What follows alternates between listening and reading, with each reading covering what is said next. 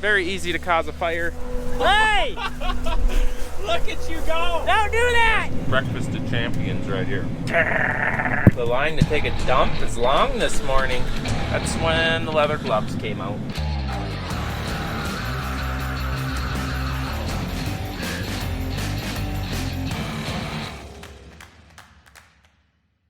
Another day, and she's a windy one. I thought yesterday was supposed to be windy, but it really didn't pick up until it got dark, and it's windy now. I think we could be harvesting. Last day of soybeans. Let's hope we can end at night and then shut down for the night and start tomorrow with blowing combines off. That's my goal, but we'll see. We'll see how everything goes, and make sure to like this video. So with the end of season comes means full bends. That one I believe is full. This one's getting full. I got to climb up and check it. I also want to check the Tornado to see how that's doing with loading the bend level and all of that. So we're going up again, guys.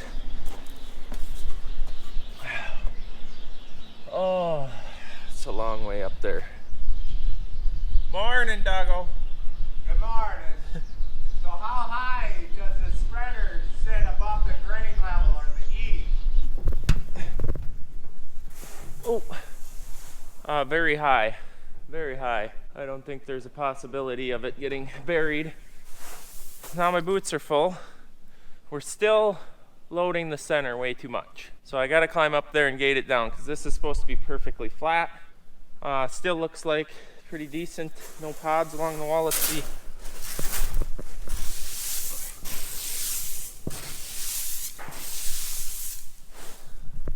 Looks pretty good. I gotta close down the center a fair amount. Otherwise, still very happy with it. Dad and Randy don't like climbing bends anymore, which I don't blame them. I don't enjoy it myself, but something to do with an age thing, I think. Otherwise, this should be being watched closer, but I'm in a combine. The other thing the guy said is if this is not perfectly level, the Tornado, it'll load the bend lopsided, but very good. It is 2 rings down all the way around, like pretty much perfectly. So it is not loading heavy. You like my blue socks today?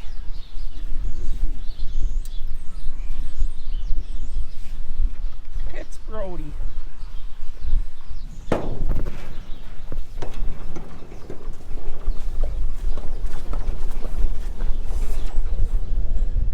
Oh, she's windy.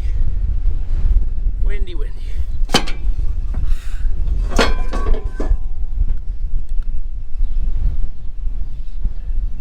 Okay, I closed it 1 notch on the one chute and 2 notches on the chute I didn't adjust the last time. So hopefully that's better. But I think once we've got it peaked up too much, it's gonna be what it's gonna be. It's gonna be peaked up a little bit. I'm just glad there's no pods along the wall to deal with. So I have a feeling these are gonna be on the yard for a while. And I don't want rotting issues at all. Morning, boys. Morning. You ready for the last day? Yeah, just rest. Jordan's all warmed up, ready to go for corn harvest. Yeah. Getting to jump on Eric's experience level. He'll be fine. Hopefully. Woo! The hog barn right here, and it reeks. First time of the week or what? I've still been maintaining my 2 showers a day. Last night I was starting to question it. Yeah. That's how I look this good, you know? Oh, yeah.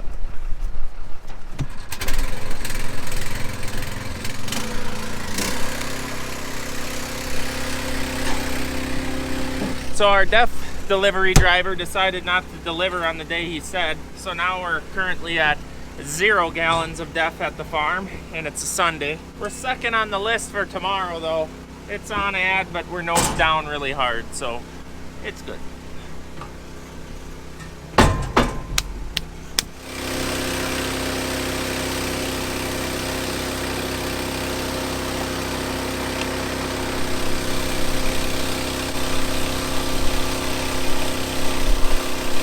Oh, dribbled it all over.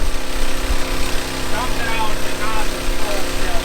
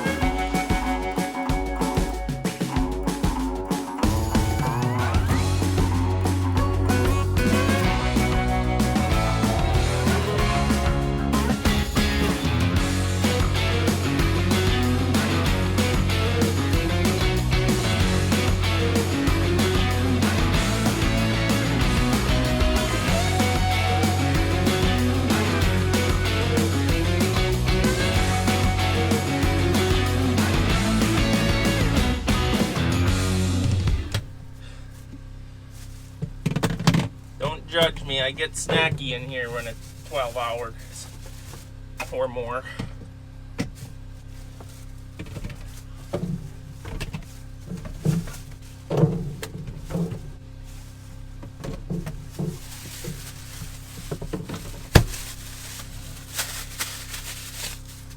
That's not it. I got this baby pack full too. My sandwiches.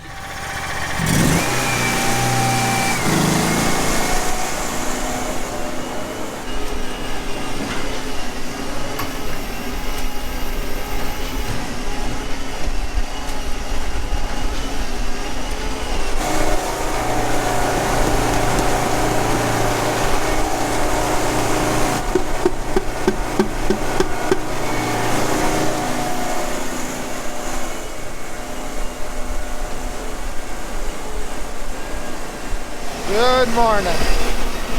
It's a bit of a traffic jam. Got combines, the grain cart, me trying to fill fertilizer, pinched in between some hog barns. For some reason we all parked here last night and the wind is coming right from them hog barns this morning. Doesn't smell the best. It's raining. It's raining over there. Stay away. I got work to do.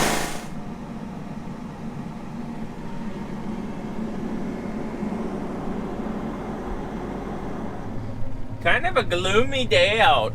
It was actually misting at my house this morning and Brody's, but farm, nothing. And it's windy, so it actually opened on its own this time. There was a little chance last night, which we missed, so hopefully nothing pops up and surprises us today. We've got 80 acres left here, minus 30 acres are drowned out, so about an hour, as long as they dewy.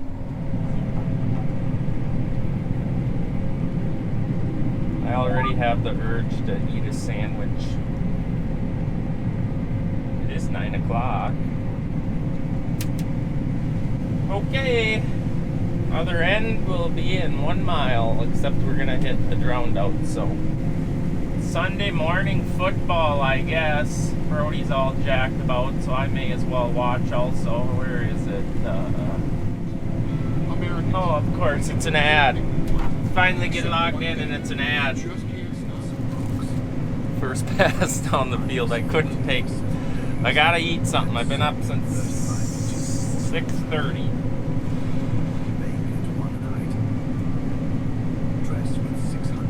Breakfast of champions right here. Browns out of the touchdown. Judkins gained 43 on 4 carries. And we've seen this from the Browns. I guess we aren't gonna go a mile. There's the 30-acre drowned out up here. So we'll just be turning in it and heading back. Just like Brody did.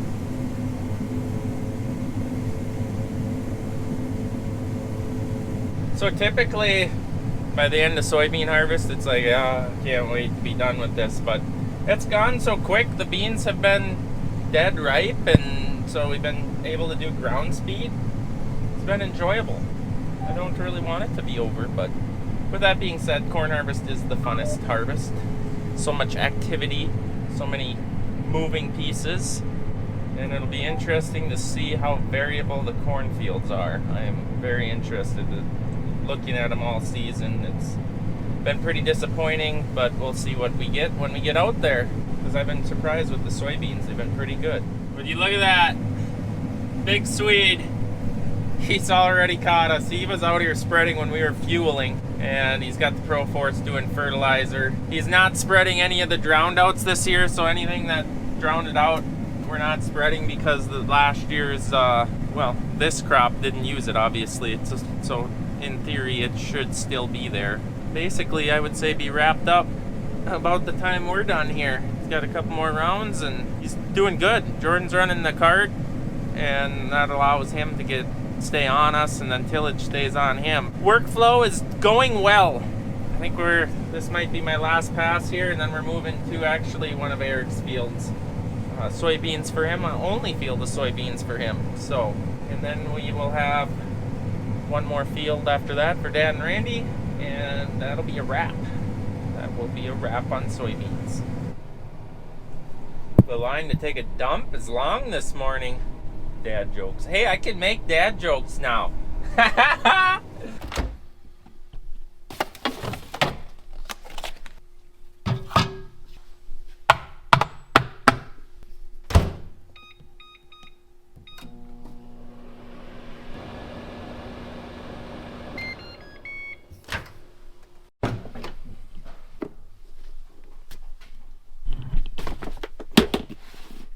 Well, it's that time of the day again. It's time to eat.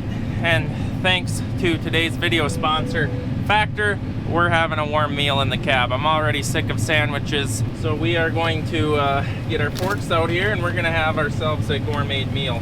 So I warmed this up this morning and put it in this little guy. Keeps it very hot, actually, like it might be too hot to eat. But look at that. Oh, I wish you could smell this. So there's what I'm having today. I'm not even going to begin to try to pronounce that, but I got out of it that it's chicken thigh bowl, and it is absolutely amazing. So Factor is a subscription-based meal service that ships directly to your door. You can get 4 to 18 meals per week. The menu is always rotating. They have 80 different food options, meal options, lots of choices, so you'll never get sick of what they have to offer. I personally find Factor extremely convenient for times like this where I want a warm meal, or times that get home late and don't want to prepare a meal and don't want to deal with the mess or cleanup. You pop this in the microwave for 2 minutes and it's ready to go. It's really quite awesome. So they also have breakfast options and smoothie options. This is gonna be my 4 o'clock little snack, banana strawberry smoothie. So if you guys want to try Factor for yourself, you can go to factor75.com or down in the link in the description, use code LarsonFB50. That'll get you 50% off your first box plus a year's supply of breakfast. So why not try it out? That sounds like a good deal to me. So that's factor75.com or the link in the description, LarsonFB50. And thank you, Factor, for sponsoring today's video.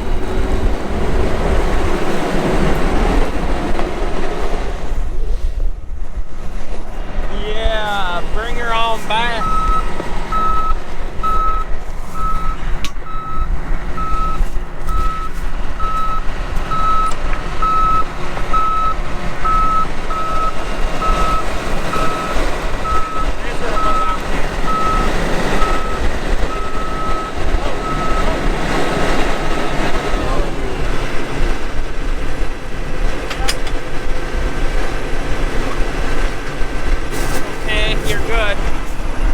To go.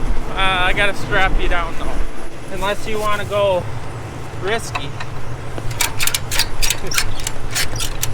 You don't want to go strapless? I heard it's exciting. What are you doing in there? Taking her off? Yeah, I seen mine was getting beat up pretty bad too.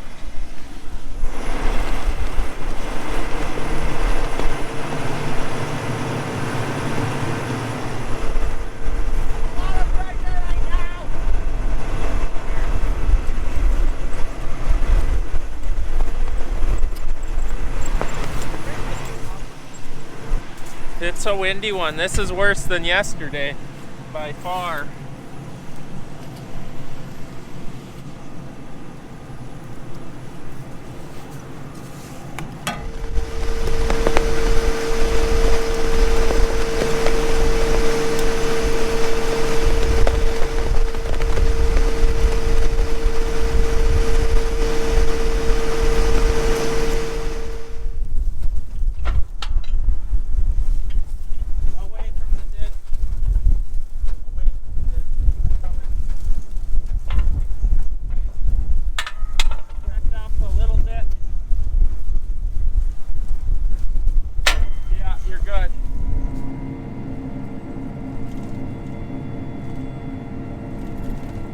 So right there is the black bean field of Eric's.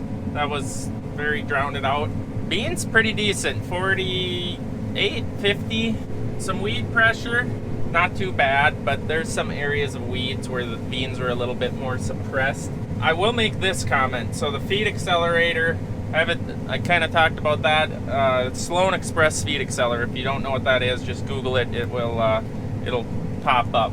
Anyways, that's in my machine, and what I've been noticing with it is it definitely, like, you're bringing in weeds or a hunk of, you know, pile of grass cutting along something. What I have personally noticed is, you know, normally you'd hear that whoop in the feed accelerator. I don't really hear it there. I'm hearing it or feeling it farther back. So I think it's feeding a lot better into the rotor, which is good. That's better thrashing. The wad it's definitely flowing through the feed accelerator into the rotor a lot smoother, but then it hits the discharge beater, and I have not yet slugged that, so I hope that don't happen, because that's a bad day. But that was my concern with it. Yep, I can flow it into the rotor, but where downstream is it going to become an issue? So far I've heard some pretty nasty and seen some pretty nasty, what could be slugs, go into this thing, and I've not had any issues. I think it's definitely flowing into the rotor smoother, especially in the tough conditions. This is dead dry, nice wind, absolutely no trouble with flow and feed. But yeah, I give it the approval on soybeans. I have not had any problems. The only time I have slugged my feeder house is dirt related issues, and that was in black beans and once in soybeans, but that was because I was in a slough and the grass come in and ratcheting, not good. But it never even made it to the, it plugged right at the front. That's when the leather gloves came out. But anyways, with that all being said, I'm very eager to get it into the corn, because that's where I really think personally the feed accelerator does a lot of damage to corn kernels, corn cobs. Trying to ram such a big round corn cob through such a small opening, this I think is really gonna show a sample. But okay, I'll stop there. We'll get there maybe tomorrow. I don't know if we'll get into sample, but we're gonna get into some corn. I'm pretty sure of it. May not be full-fledged. It's gonna be a slow setup day, as always. The first day is stressful and doesn't always go as planned, but hopefully this year the combines for the most part have been running pretty decent, so we should be able to hook up the big corn heads and let her eat. So far, really good beans, like 60 bushel beans where there is beans, but unfortunately the water affected this field heavily like that. In many areas it just is too much water. Historically, this has been a great field for Eric with soybeans. He personally hasn't farmed it for that many years, but was it 2 years ago? 2 years ago, I believe, there was soybeans out here and they were 73, like all the acres we cover. It was actually the leading field, which he was super jacked about, and this year it's not. But it's not that far out of line. It'll be upper 40s, I'm guessing. Not done with it yet, but that's just a guess. So it falls in line with a lot of the other fields that suffered heavy water damage. Nobody's fault but Mother Nature. Once again, how many times am I going to say that this year? But it's what it is.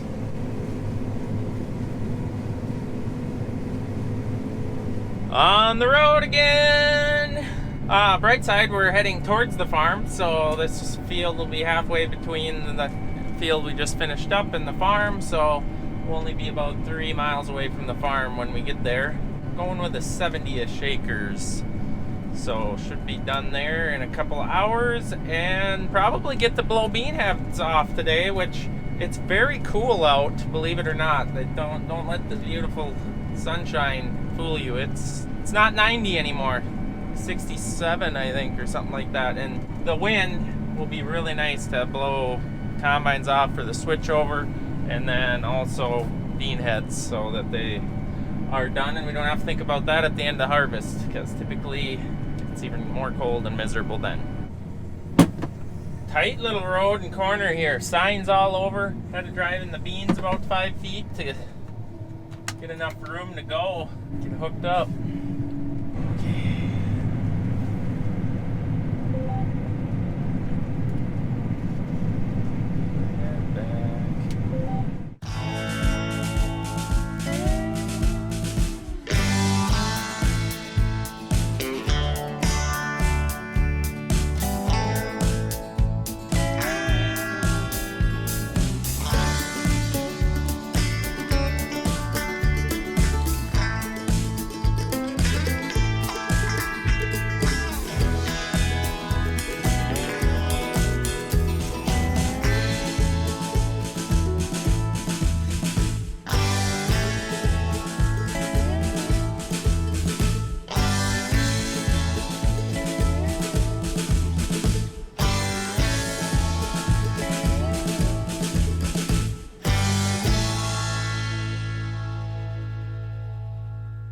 So we are 20 acres away from the end of soybean harvest. We just have basically this little patch here to do. And take a look at that sample. I've been watching this all day. I don't know, this is some of the best samples we've had all season. We've had great samples all season, but there's very, very, very, very few pods in there and really no sticks. Yeah, I'm very impressed. If anyone has any interest, we're running Bushel Plus Mad Concaves. They're Mad Concaves, but Bushel Plus sells them. So I'm impressed with them this year. Last year we struggled with them. Well, we struggled with all the concaves we had because we interseeded 2 different varieties together because they drowned it out, and that was just terrible. But this year, in normal threshing conditions, it's pretty impressive. I'm very satisfied. We're running the O grates. O grates with split frames. I'm not sure.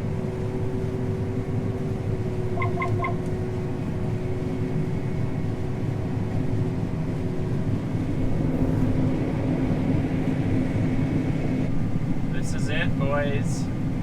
2025. Here comes the last row. Zoop! Every bean harvested. That's a good feeling, Brody. That's a good feeling. Now we get to blow combines off. There goes the last of them. Oh, yeah. Okay, so now for the not so much fun job. Power down. I hear he's got the solar running. I think it's gotten colder since we left the yard this morning, so this will be just awesome. He's doing it! He's already doing it! That cleaning machine! So, with all this wind we've had the last 2 days, the machines have stayed pretty clean. The heads also. Dust! Clean. But for switching the corn, the machines, it's just nice to clean them up a little bit, get that bean dust off. That's very, very easy to cause a fire. We don't blow them off like the end of the season, but dump pans on the draper, get them ready to rock and roll for service. Hey! Look at you go! Don't do that!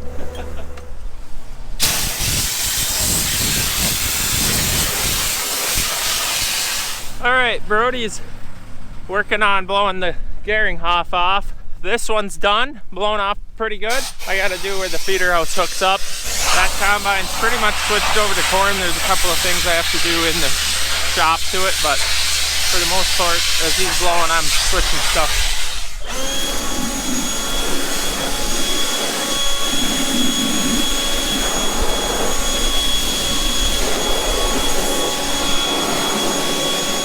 It looks like it don't hold as much stuff.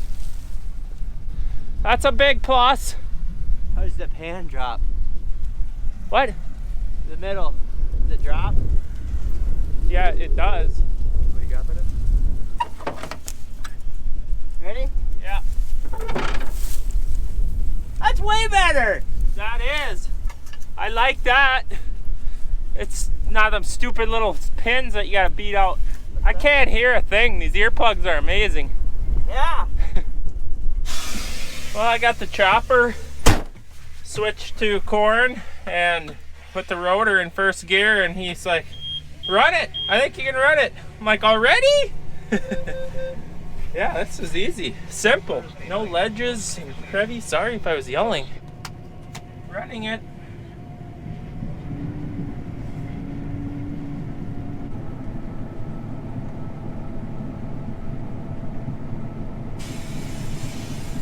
So now that it's unhooked, and since it's the end of bean harvest and we'll be rolling on corn, the likes and dislikes about this Geringhoff TrueFlex air raiser, I actually absolutely love the flexibility. Like it, I've never ran anything that can flex through ditches over, well, if you're from Iowa and Nebraska, terraces, I call them dikes. This thing is actually truly impressive. The reel did good. I'm used to running air, like an air bar, so the air here helps, but it is not an air bar. I'll say that.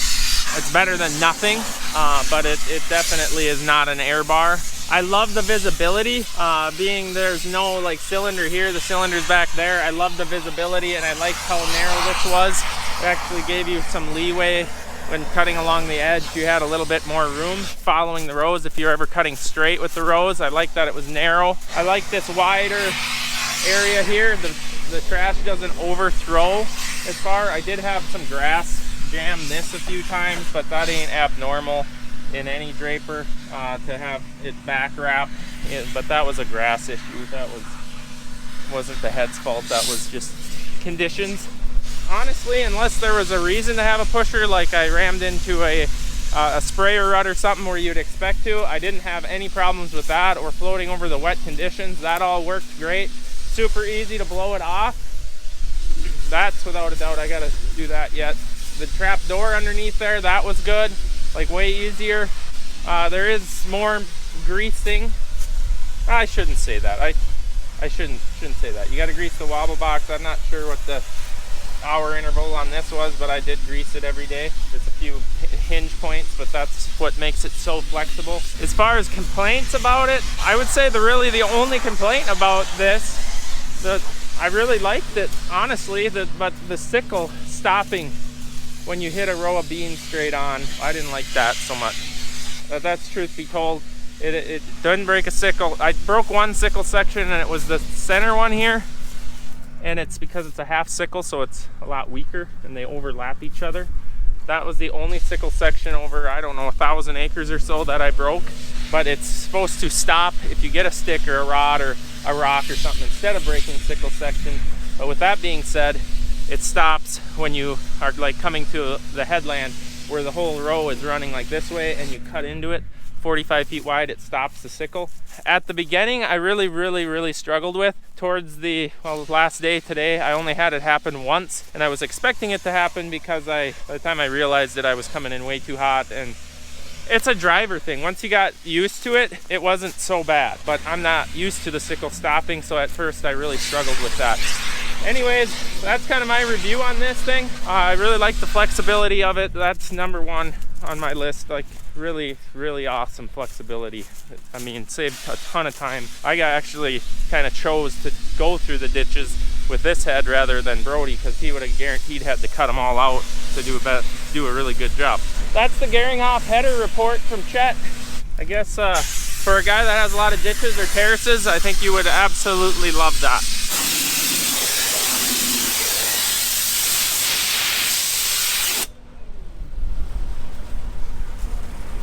Making it mad.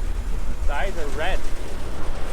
You want to lower it down to your 4.5? So jammed full of crap back there. I didn't do my rock box on this either. We need to do that. Rock trap, not rock box. Sometimes it's treated as a rock box. All right.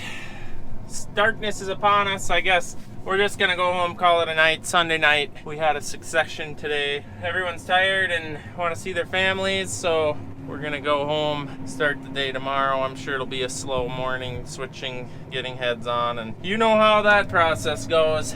Even though they're more ready than I expected them to be, but we still got it. We got to do the 50-hour service, probably air filters, double check everything, chains, and get them ready for corn harvest. So thanks for watching. I truly appreciate it. I would love to see you hit subscribe, like this video, drop a comment. Trying to grow the channel, and that would really help out. So see you guys in the next one.